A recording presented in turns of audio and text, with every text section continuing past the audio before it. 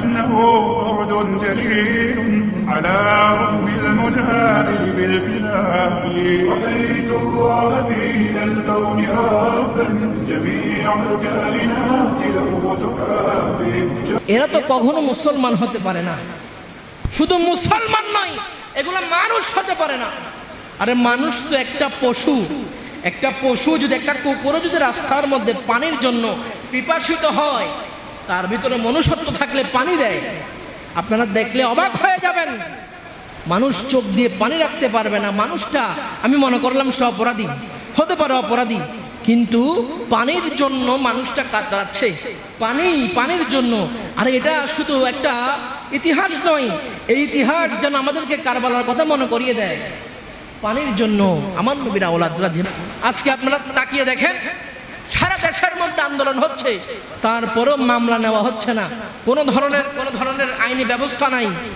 আজকে ক্ষমতার পাওয়ার অপব্যবহার করছে, ক্ষমতার যে চেয়ার গদি রয়েছে ওই গদির অপব্যবহার করছে। আমরা দুনিয়াতেও শাস্তি চাই, আখিরাতেও আমার নবী কামলিওয়ালার কদমের মধ্যে আমরা বিচার দিয়ে রেখেছি। দুনিয়ার জমিনেও যদি মাওলানা শহীদ রইসউদ্দিনের বিচার না হয়, হাসরের ময়দানে আমার নবীর কাঠগড়ার মধ্যে এটার বিচার অবশ্যই হবে। ঠিক না বেঠে? আমাদের গাজীপুর একজন ইমাম সাহেব আহলে সুন্নাত ওয়াল জামাতের একজন আলেমকে তারা মিথ্যা অপবাদ দিয়ে পিটিয়ে হত্যা করেছে। ঠিক না বে ঠিক? এখনো পর্যন্ত, আজকে 5 থেকে 7 দিন হয়ে যাচ্ছে, এখনো পর্যন্ত থানার মধ্যে কোনো মামলা নেওয়া হয় নাই। আমার একটা প্রশ্ন, যারা মুসলমান, আমি মুসলমানের কথা বলছি, ধর্মের বাহিরে আমি কথা বলবো, যারা মুসলমান, এমন একজন ব্যক্তি সে অপরাধী হলেও আরেকজন মুসলমান কি তাকে এভাবে আঘাত করতে পারে? জোরে বলেন না। আমাদের দেশে আইন আছে না নাই? জোরে বলেন না। আইন থাকা সত্ত্বেও আমি আরেকজন মুসলমান ভাইকে কেন আঘাত করব? কেন তার গায়ে আমি হাত তুলবো? শুধু তাই নয়, আপনারা যখন দেখবেন ঘটনা, যতটুকু আমরা নিউজের মাধ্যমে শুনলাম, নিজেদের ব্যক্তিদের কাছ থেকে শুনলাম, সাংবাদিকের মাধ্যমে শুনলাম, আমরা শুনতে পেরেছি এই হত্যাকাণ্ড যখন করা হয়েছে, আশেপাশের প্রশাসন সহ, প্রশাসন তো আমাদের বন্ধু, ঠিক না? তো প্রশাসন তো সবার জন্য, এক দলের জন্য নয়, ব্যক্তি কেন্দ্রিক নয়, প্রশাসন সবার জন্য। আমরা এটা দেখতে পেয়েছি, প্রশাসন সহ বিভিন্ন দল করে তারা এখনো পর্যন্ত মামলা নেওয়া হয় নাই। তো ওই যে আল্লাহ তাআলা বলছেন সূরা মায়েদার মধ্যে, তোমরা ভালো কাজে কি করো? সাহায্য করো। অন্যায় কাজ, সীমালঙ্ঘনকারী সন্ত্রাসীকে তোমরা কি করিও না? সাহায্য করিও না। কার হুকুম? আল্লাহর হুকুম। আজকে আমরা দেখতে পাচ্ছি তরতাজা একটা প্রাণ, একটা মানুষকে কিভাবে তারা দুনিয়া থেকে বিদায় করে দিল। তার অপরাধ কি ছিল? অপরাধ এটাই ছিল, সে মুসলমানদের পক্ষে অন্য মুসলমানদেরকে নিয়ে 26 তারিখ ফিলিস্তিনের পক্ষে কথা বলার জন্য ঢাকার জমিনে গিয়েছিল। এটা একটা সূত্র। আরেকটা সূত্র তারা ধরেছে কি দেখেন, প্রকৃত পক্ষে আহলে সুন্নাত ওয়াল জামাত কখনো মানুষকে কি করে না? আঘাত করে না। আমরা মায়ের ধরে বিশ্বাসী নয়, সন্ত্রাসী বিশ্বাসী নয়, আমরা বিশ্বাসী কোরআন এবং সুন্নাহ। আমরা কিসে বিশ্বাসী? কোরআন এবং সুন্নাহর মধ্যে। সাংবাদিকরা যখন গেল সাক্ষাৎকারের জন্য, ওইদিকে দেখতে পাইল যে লোকটা ইমাম সাহেবকে তারা গ্রুপিং করে মারধর করেছে, হত্যা করেছে, মূল সূত্র শুরু হয়েছে থেকে রমজান থেকে। রমজানের মধ্যে 20 রাকাত তারাবি মসজিদের মধ্যে চলতো। এক গ্রুপ নাকি এসে হুজুরকে বলল যে হুজুর 20 রাকাত তারাবি না, তারাবি আপনি 8 রাকাত পড়াবেন। তো হুজুর তো কোরআন এবং সুন্নাহ মেনে কয় রাকাত পড়িয়েছে? 20 রাকাত। তার সহ্য হলো না এটা। তখন থেকে হুজুরের প্রতি একটা আক্রোশ, একটা হিংসা। ওই লোকগুলা যারা 8 রাকাতে বিশ্বাসী, আমার কথা হলো ভাই, আপনার মত 8 রাকাত ভালো লাগে আপনি করেন। আমি এখানে বলেছিলাম কিনা, আপনার যদি 8 রাকাত ভালো লাগে আপনি 8 রাকাত করেন। আপনার জবাব আপনি কার কাছে দিবেন? আল্লাহর কাছে দিবেন। আপনি আরো 10 জনকে গুমরা করার আপনার কোনো সুযোগ নাই। আপনি সমাজের মধ্যে এরকম ধরনের ফিতনা ছড়াতে পারবেন না। কোরআন এবং সুন্নাহ যতটুকু আপনাকে বলেছে আপনার যদি ভালো লাগে মানেন। আমি সবসময় বলি আমার মসজিদের মধ্যে আমার আলোচনা যে সবার পছন্দ হবে তা নয়। যাদের ভালো লাগবে তারা গ্রহণ করবেন, যাদের ভালো লাগবে না তারা ইগনোর করবেন। দরকার নাই, আমার কথা শোনার দরকার নাই। এটা শুধু আমার ক্ষেত্রে নয়, যে কোনো জিনিসের ক্ষেত্রে। আপনার গরুর গোশত আপনার খাইতে ভালো লাগে না, আপনার অ্যালার্জি আছে। কি আছে? আর কথা বলেন না, কি আছে? অ্যালার্জি থাকলে গরুর গোশত কি নিষিদ্ধ না? যাদের অ্যালার্জি আছে গরুর গোশত নিষিদ্ধ, তার মানে কি পুরো সমাজের মানুষের জন্য নিষিদ্ধ নাকি? যার অ্যালার্জি আছে তার জন্য নিষিদ্ধ। এখন এরকম হয়ে গেল, আমার অ্যালার্জি আছে, আমি গরুর গোশত খাবো না। আমি বললাম, এই ইমাম সাহেব আমার অ্যালার্জি আছে, আমি গরুর গোশত খাইতে পারি না, বেগুন, ইলিশ মাছ, হাঁসের মাংস খাইতে পারি না, আপনিও খাইতে পারবেন না। আর ইমাম সাহেব অ্যালার্জি নাই, অন্যান্য মুসল্লির তো অ্যালার্জি নাই। অ্যালার্জি যার, সে গরুর গোশত কি করবে? বর্জন করবে, ইগনোর করবে। তাহলে আপনার মত, আপনার যদি ভালো লাগে, আপনার যদি বুঝে খালে 8 রাকাত আপনি পড়েন, তবে 10 জনকে ফিতনা করতে পারবেন, সমাজের মধ্যে ফিতনা ছড়াইতে পারবেন। ইমাম সাহেব হুজুর ওই এলাকাও সুন্নি এলাকা। কি এলাকা? সুন্নি এলাকা। ইমাম সাহেব হুজুর ওই জায়গার মধ্যে তিনি সুন্নি মানুষ হিসেবে তিনাকে নিযুক্ত করেছেন। আমরা দেখতে পেলাম ওই বিভিন্ন মুতওয়াল্লি সাহেব বক্তব্য দিল যে আমরাও সুন্নি, হুজুরও সুন্নি, আমরা হুজুরকে রেখেছি। এখন আপনার মতের যদি বিপক্ষে যায়, আপনার ভালো না লাগলে আপনি ওই ইমাম সাহেবের পিছনে নামাজ পড়ার দরকার নাই। এখন আমার পিছনে যদি কারো ভক্তি না আসে, আপনি যদি মনে করেন যে হুজুরের প্রতি আমার ভক্তি নাই, তাহলে আমার পিছনে নামাজ পড়ার কোনো দরকার নাই। মসজিদের অভাব নাই, ইমাম সাহেবের অভাব নাই। তো এগুলো কেন্দ্র করে একটা মানুষকে হত্যা করে ফেলবেন, তারা কি মুসলমান হতে পারে? যদি বলেন তারা কি মুসলমান হতে পারে? কোরআন কি বলে দেখেন, একটা মানুষকে হত্যা করা কি দেখেন।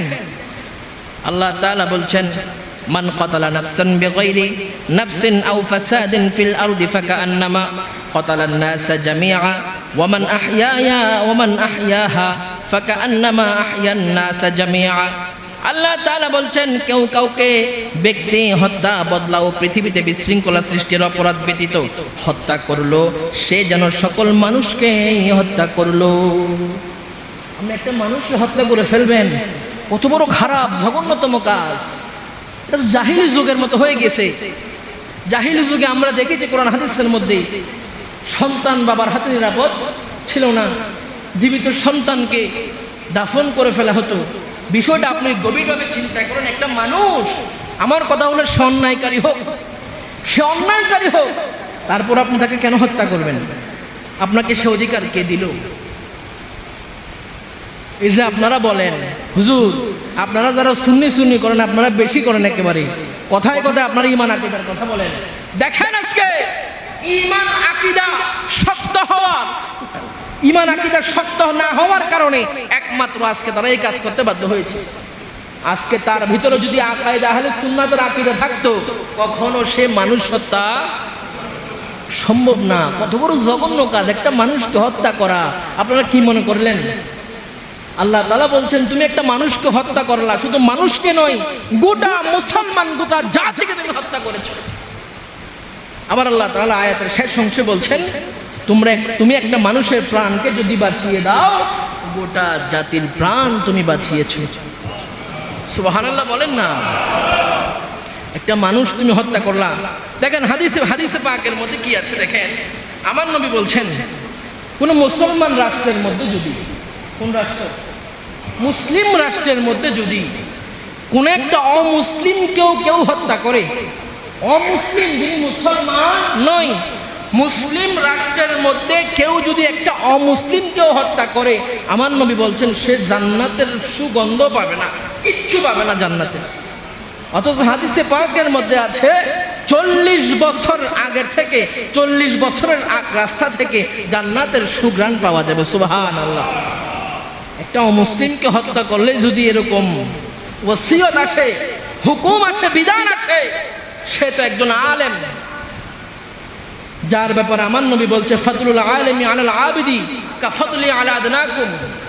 বলছে আমার উম্মতের মাঝে আমি নবী যেমন, আবেদের মাঝে আলেমও তেমন। সুবহানাল্লাহ বলেন। একজন আলেমকে আমার নবী কত সম্মান দিয়েছে।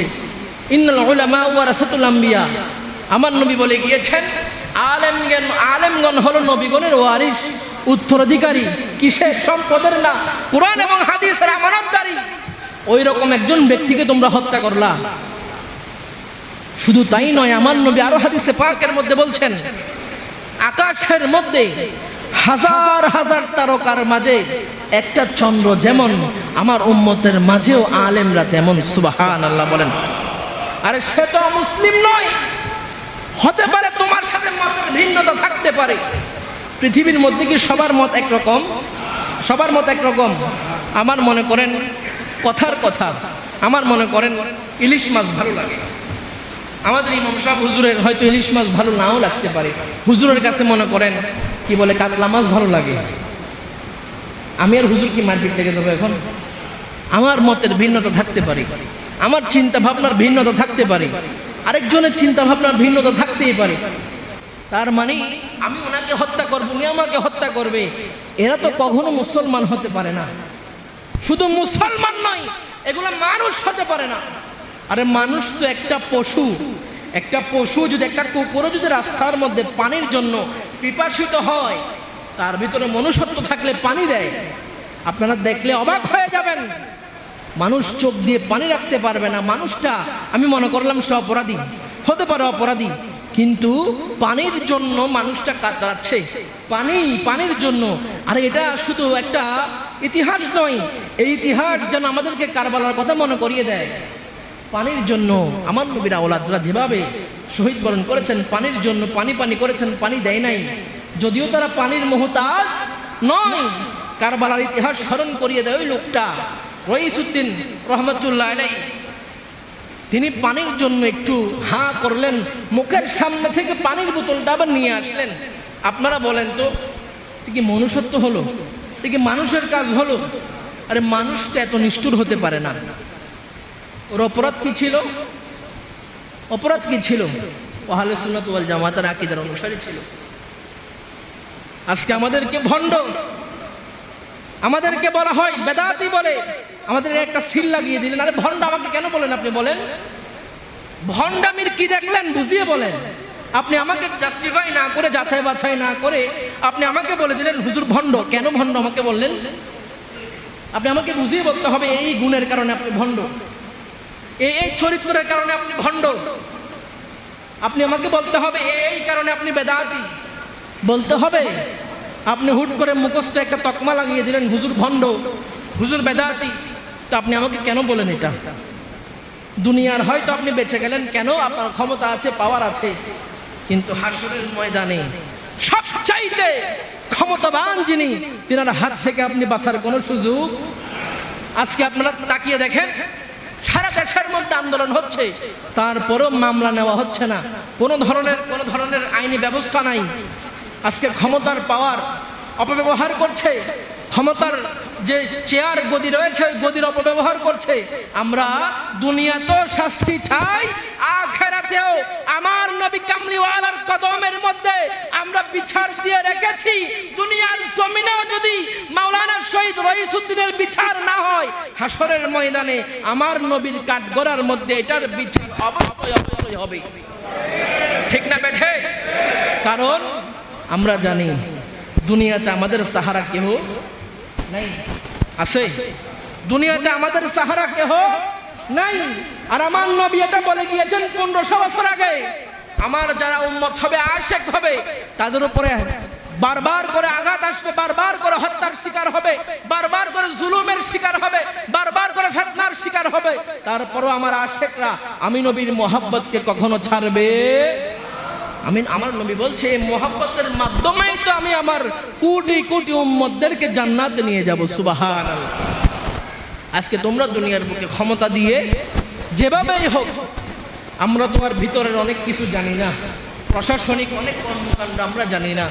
আমরা সাংবাদিক যা বলছে, সাংবাদিককে ধরে ওই সূত্র ধরে আমরা যতটুকু দেখলাম, ক্ষমতার অপব্যবহার করে বিভিন্ন মিথ্যা অপবাদ দিয়ে মাওলানা শহীদ রইসউদ্দিনকে আজকে তোমরা তিনাকে যে হত্যাকাণ্ড করেছে, ওই হত্যাকাণ্ডকে ধামাচাপা দিচ্ছ। এটা সুস্থ বিচার করা হচ্ছে না। ইনশাআল্লাহ হাসরের ময়দানে বিচার হবে। ইনশাআল্লাহ বলেন, হাসরের ময়দানে বিচার হবে। একজন আলেমকে তোমরা যেভাবে দুনিয়ার বুক থেকে বিদায় করে দিয়েছো, আপনারা দেখলে অবাক হয়ে যাবেন। তার ছোট্ট একটা মেয়ে আছে, ছোট্ট মেয়ে আছে, তার মা আছে, স্ত্রী আছে, একটা পরিবার তোমরা শেষ করে দিলা। কেন? তার অপরাধ কি? অপরাধ একটাই, নবীর গোলাম। 2014 সালে নুরুল ইসলাম ফারুকী রহমতুল্লাহ আলাইকে তোমরা এভাবে দুনিয়ার বুক থেকে, আর তোমরা ইসলামের দাওয়াতের কথা বলো, ইসলামে কোথায় আছে একটা মানুষের ঘরের মধ্যে ঢুকে জবাই করে দেওয়া? কোথায় আছে? আমরা তো দেখতে পাইলাম সন্ত্রাসী কর্মকাণ্ড। সাহাবীদের পিছনে জামাতে নামাজ পড়েছে, সাহাবীদেরকে মসজিদের মধ্যে কতল করে দিয়েছে। ইতিহাস আছে না নাই? যদি বলেন না আছে না নাই? বাংলার জমিনও এরকম ইতিহাস ঘটেছে।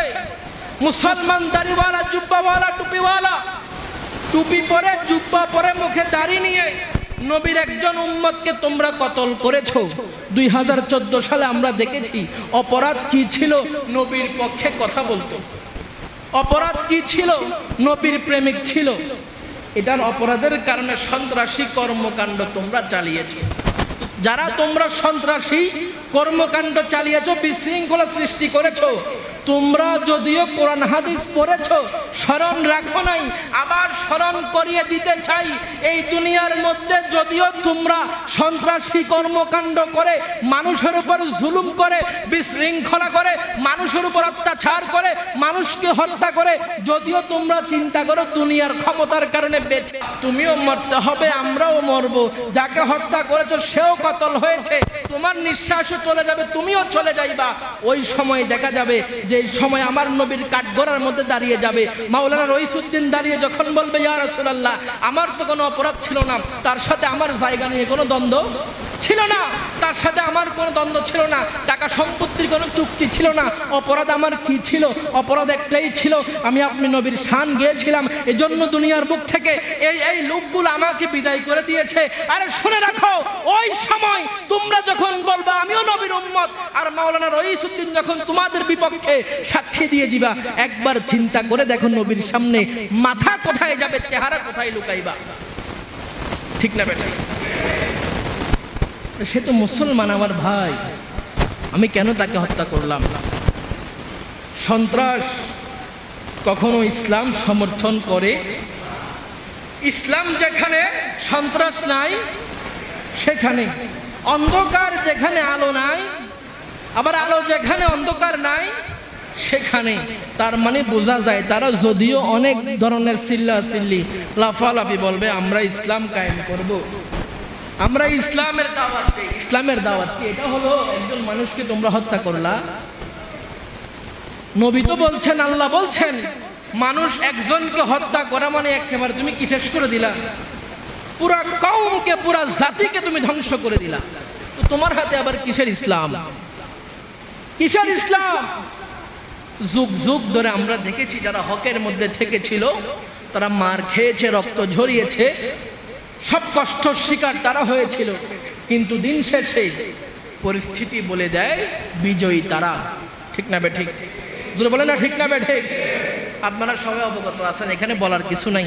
এই যে আমাদের 26 তারিখ ফিলিস্তিনের পক্ষে যে সমাবেশ ডাকা হয়েছিল, মার্চ হয়েছিল, ওই মার্চের মধ্যে কি কি ইতিহাস হয়েছে আপনারা সাক্ষী আছেন, এখানে বলার কিছু নাই। বৈষম্য দূর বলেছে, বৈষম্য দূর হয়ে গিয়েছে। কোথায় হলো? আমাদেরকে 3 জায়গার মধ্যে স্থান দেওয়ার পরেও আমরা প্রোগ্রাম করতে পারি নাই। কত ধরনের জ্বালা যন্ত্রণা! কেন? একটাই অপরাধ, আমরা নবীর গোলাম। অপরাধ কি আমাদের? আওয়াজে বলেন না, অপরাধ কি? নবীর গোলাম। আমরাও বলি আমাদেরকে অপরাধে যদি অপরাধী মনে করো তোমরা, আমরাও এই অপরাধে অপরাধী। হাত তুলে দেখান, নবীর গোলাম কিনা? জোরে বলেন, নবীর গোলাম কিনা? নারে রিসালাত, নারে রিসালাত, নারে রিসালাত। আমরাও বলতে চাই দুনিয়ার বুকে নবীর গোলাম, আখিরাতেও নবীর গোলাম থাকতে চাই।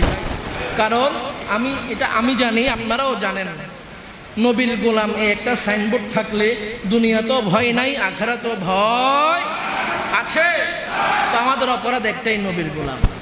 তো দুনিয়ার ক্ষমতা আমাদের দরকার নাই। দুনিয়ার সম্মানেরও দরকার নাই। তোমার সম্মান তোমার কাছে রাখো, তোমার ক্ষমতা তোমার কাছে রাখো। তুমি এতটুকু করতে পারো, একেবারে জোর থেকে জোর হলে, বেশি একেবারে ক্ষমতা দেখাইলে ওই মাওলানা রইসুদ্দিনকে যেভাবে হত্যা করেছো আমাদেরকেও সেভাবে হত্যা করতে পারো, এতটুকুই। এর থেকে বেশি কিছু করার সুযোগ তোমার নাই, ক্ষমতাও তোমার নাই। কিন্তু আমরা তো জানি আমার নিঃশ্বাস যাওয়ার সাথে সাথে যদি আমি সত্যিকার অর্থে আশিকের রাসূল হয়ে থাকি, নবীর গোলাম হয়ে থাকি, নিঃশ্বাস যাওয়ার সাথে সাথে নবীর দিদার। আর মোহাব্বতে সুবহানাল্লাহ। আরে আশিকের রাসূলের চাওয়া এটাই, নিঃশ্বাস যাওয়ার সাথে সাথে আমার নবী যদি কোলে নিয়ে নাই, দুনিয়া এবং আখিরাতে আমাদের কোনো ভয়। এতটুকুই তোমার ক্ষমতা। চাইলে তোমরা আরো মানুষ হত্যা করতে পারো, আরো মানুষকে কতল করতে পারো, সংসার ছাড়া করতে পারো, দুনিয়া ছাড়া করতে পারো। কিছু আসে যায়? কোনো কিছু আসে যায়? এই সংসারও আমার না, দুনিয়াও আমার নয়। আমার যাকে খুশি করার দরকার তাকে আমরা খুশি করতে পারাটা, তাকে খুশি করার লক্ষ্য উদ্দেশ্য থাকে আমাদের মূল উদ্দেশ্য। নবী খুশি হয়ে যাওয়া মানে আমি কামিয়াব, ঠিক না? তো আমরা আবারও বলতে চাই, প্রশাসন দেশের সকল মানুষের জন্য, প্রশাসন কোনো দলের নয়, দেশের সকল মানুষের জন্য প্রশাসন। আমার ভাই রইসুদ্দিন রহমাতুল্লাহ আলাইকে কতল করা হয়েছে। আমরা এই পাক পঞ্জাতন মসজিদ থেকে আমরা দাবি জানাতে চাই, অতি দ্রুত আমাদের ভাই রইসুদ্দিনের হত্যার বিচার করতে হবে, ঠিক না ভাই? ঠিক। এবং যেভাবে বিচার করলে আসামিরা শাস্তি পাবে ওই রকম ভাবে বিচার করতে হবে। আর নয়তো দেশের মধ্যে বৈষম্য থেকে যাবে, দেশের মধ্যে সন্ত্রাস থেকে যাবে। আপনিও নিরাপদ নয়, আমিও নিরাপদ নই। তাহলে এটা তো পুরা কিরকম একটা বিষয় হয়ে গেল না, জাহিলি যুগ হয়ে গেল না? আমরা কি এখন জাহিলি যুগে আসি? জাহিলি যুগ তো আমার নবী আসার পরে দূর হয়েছে। এখন তো আমরা দেখতেছি জাহিলি যুগ আবার চলে এসেছে। আপনিও নিরাপদ না, আমিও নিরাপদ না। আমি মসজিদ থেকে বাইরে হয়ে বাড়িতে যাব, কোনো নিরাপত্তা আছে? নিরাপত্তা নাই। আমাকে রাস্তার মধ্যে কেউ একজন হক কথা বলার কারণে কতল করে দিল, এটার বিচারও আমি পাবো। তো আমরা বিচার কোথায় দিব? বিচার কোথায় দিব? আল্লাহর কাছে এবং আমার নবীর কদমে ইনশাআল্লাহ।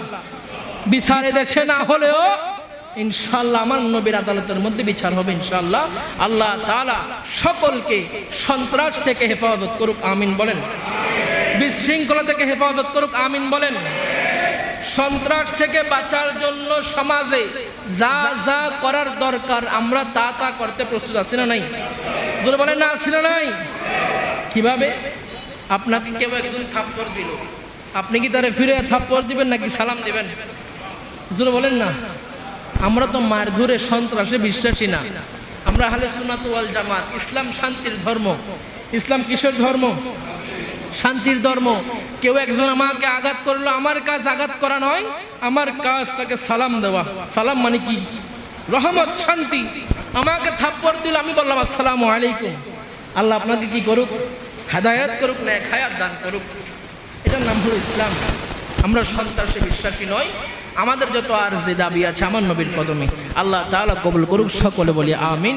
ওয়া আখিরি দাওয়ানা আনিল হামদুলিল্লাহি রাব্বিল আলামিন। ওয়াসসালামু আলাইকুম ওয়া রাহমাতুল্লাহ।